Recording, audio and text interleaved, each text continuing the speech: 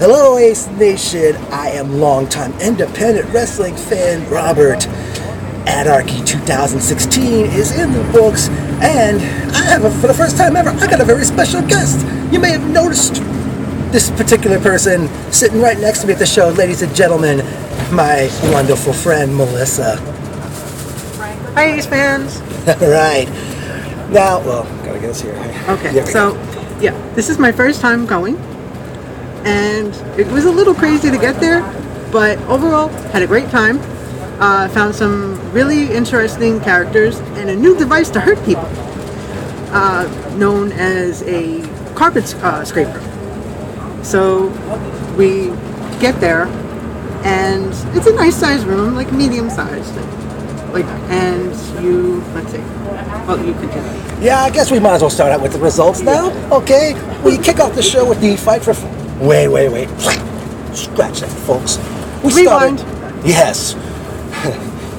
We started the night with our heavyweight champion TJ Marconi, Mr. Good Times Only, hits the ring and pretty much issues, I guess, an open challenge, or he declared that it's been a year since he became champion, and out comes Sonny Kiss to interrupt him, and Marconi tells him, That was awesome, by the way. And, basically comes out and Marconi tells him about, just challenge for the Fight for Flight title, and Sonny, actually, can you remember he slapped TJ in the face at that point? Maybe? Yeah, he did, Yes. What am I saying? And TJ walked away, pretty much setting the table for later in the show. But now the in-ring action began as we saw our Fight for Flight champion, Jesse Vane, defeat Brad Benson with a very fun opener. Yeah, you could chime in here. I mean, okay. Brad was, the beach goer. Yes. Oh, surfer guy. Right. And he was an interesting character. He actually did like a surf move on Yeah, this one guy, he was hanging 10. Yes. But let's see.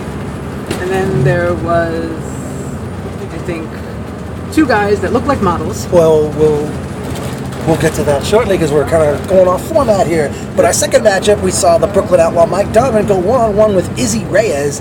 And during the match, the King of New York, Isi Negro, comes out and says he's had his eye on Donovan for some time and Possible bromance? I doubt that very seriously. But eventually Donovan distracted long enough for Izzy to roll him up and pin him. And I guess Mike Donovan now has somebody to go to work, feud with in the coming shows and whatnot.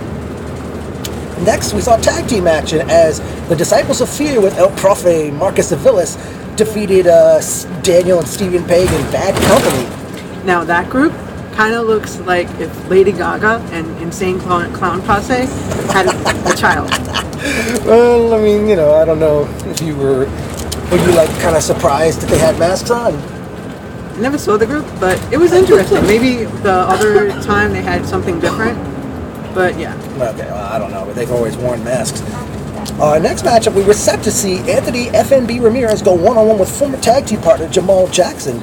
Jackson hit the ring as a house of fire, and eventually Ramirez had a chain. He knocked Jackson out. He could either choke him out with it, and referee Christopher Shady Torres decided the match has been thrown out, so the bell never rang and it never got underway. Talk about indents. Not a good thing. Wow, something. The funny thing was, I'm guessing this Gaga is going to continue, and probably next show they'll go at it.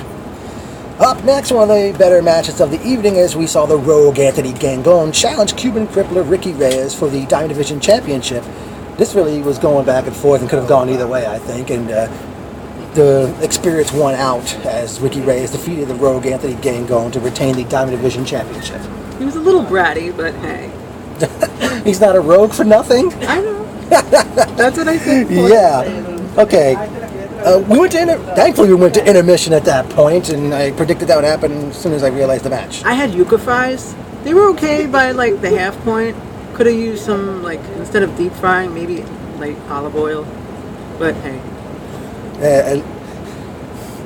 I want to say, Station, at least I finally got her to come on down. And hopefully more crew members are coming in the future. Please. Come on. You know who you are. On the Powerful 7. Or, no. That Wade Barrett voice is coming out of me. The Core 7. Now, Okay. after a seemingly long intermission, we get back to action as we saw a return bout from the Overdrive taping as good Hank Flanders defeated Steve Pena. They look like models. Both of them, you think? Yes. Okay. I did ask you who was skinnier between Hank Flanders and Chris Rex, and still say Chris Rex? Chris Rex. He looks Okay. gout, like all just he needs to eat something. Oh boy. But up next we had tag team action as the Cradle of Civilization, Ultima Maya and Prince Akhenaten took on the Duke Boys, Ricky and Bale, or is it Ricky and Aiden? But eventually this was a pretty good matchup, and we saw Maya and Akhenaten pull out the victory. And after the match, they offered a handshake, and the Duke Boys had their Southern Comfort on hand and just spit it in their faces and did a number on them after the bell. Yucky. Yeah, I don't know how good that tastes. All right. Well, actually, up next, we were on to our heavyweight championship match as the Concrete Rose Sonny Kiss challenged Good Times Only TJ Marconi. Very good matchup, and Marconi managed to put Sonny Kiss away. And here I was thinking that Sonny Kiss would get the win. Sad, sad, sad. But he did a wonderful job. Oh, that was a great matchup, and now Marconi has beaten Sonny Kiss twice as Ace Heavyweight Champion, and there was something I did forget, folks. Just before the Dive Division title match, Hollywood Enterprise came out, as did Stockade's team and Ace owner Mike Morgan, and they had a coin toss to determine who would get the advantage in the Anarchy Final Survival. Great name. And I thought that Matt Morgan was going to wear a suit. Oh well. Matt Morgan?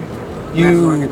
I'm thinking of another wrestler. My brain's going somewhere else. World and huge difference between Matt Morgan and Mike Lewis. So I have to say right here on camera, Botchamania. At least I got the first letter right. Yeah.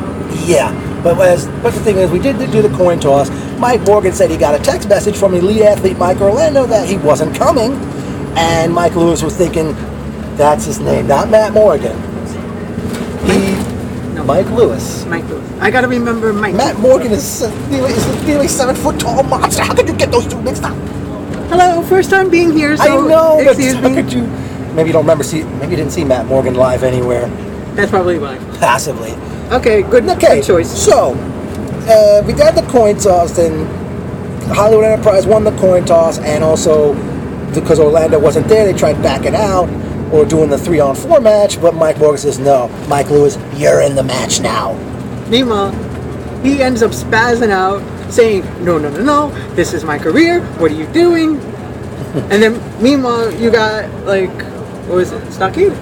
Well, we're getting to the match right now. It was the Anarchy Final Survival. Once again, great darn name, and maybe an Anarchy tradition, Mike Morgan? All right, but I'll just go through the order of entry, which we saw William Wyeth, Astro Morales, Absolute Alvin, Stockade, Azrael, Adam Payne, Mike Lewis, and Vince Steele. Now, when it was Mike Lewis's turn to come out, he didn't. But when Vince Steele came out, he just grabbed Mike Lewis and walked him to the ring. But the order of elimination, we saw Azrael pin Astro Morales after top rope stomping him through those carpet strips. Ouchie. Very ouchie. Then Adam Payne pinned Azrael with a choke slam dunk style choke slam that Patrick Ewing and Michael Jordan would be proud of. Next, I know Adam Payne got pinned. I forgot how that was. Had to be Wyeth and Alvin obviously doing. Well, they both pinned him. Can't remember how. He'll remember next time. I don't know if there will be. But Alvin was then eliminated.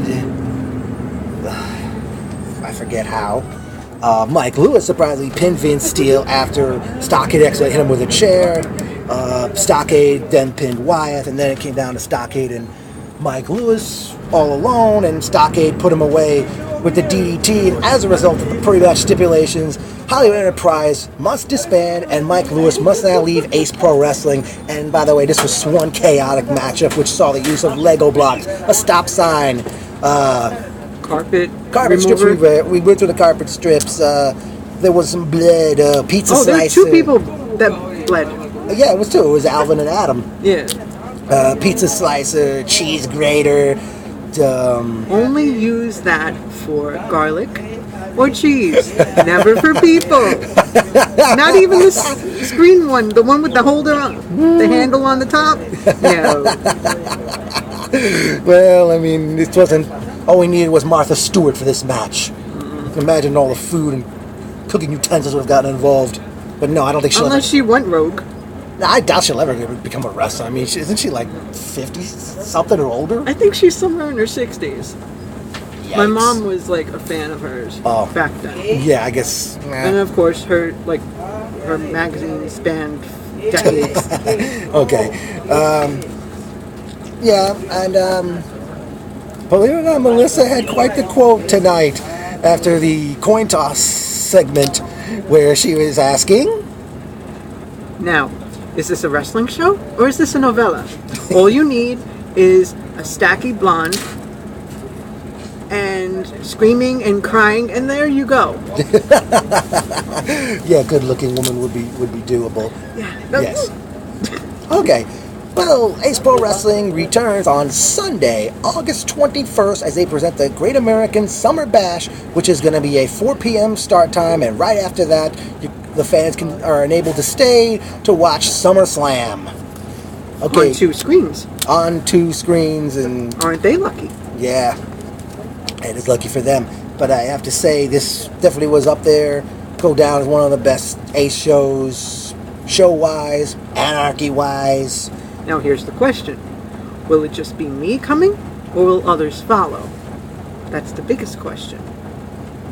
You hear that, crew? Please? Heck, Ryan was talking to us during intermission about a crew section for us. In the corner, right near the screens, by the catwalk. And you know who you are when I mention this. You can sit right by that aisle and guardrail. Okay. Oh, I forgot. Ryan didn't mention this at the show, but they present Collision Course on Saturday, September 3rd. Oh, that's Virgo season for astrologers. And got an uncle who's turning 70 during that period of time. Nice. Okay, so Ace Nation. I was glad to see we had a nice crowd, bigger than Heatwave and Overdrive last month, but the more the merrier. More the merrier, and I noticed on the Facebook event pages, it's mostly people on the show that say they're coming. I really wish I missed some of those fans from the Union City area. Oh, I forgot to mention, Crystal, it was nice seeing you and your dad there. They were somewhere behind us. But man, Ace Pro Wrestling, Anarchy, and you got a new fan. Yep.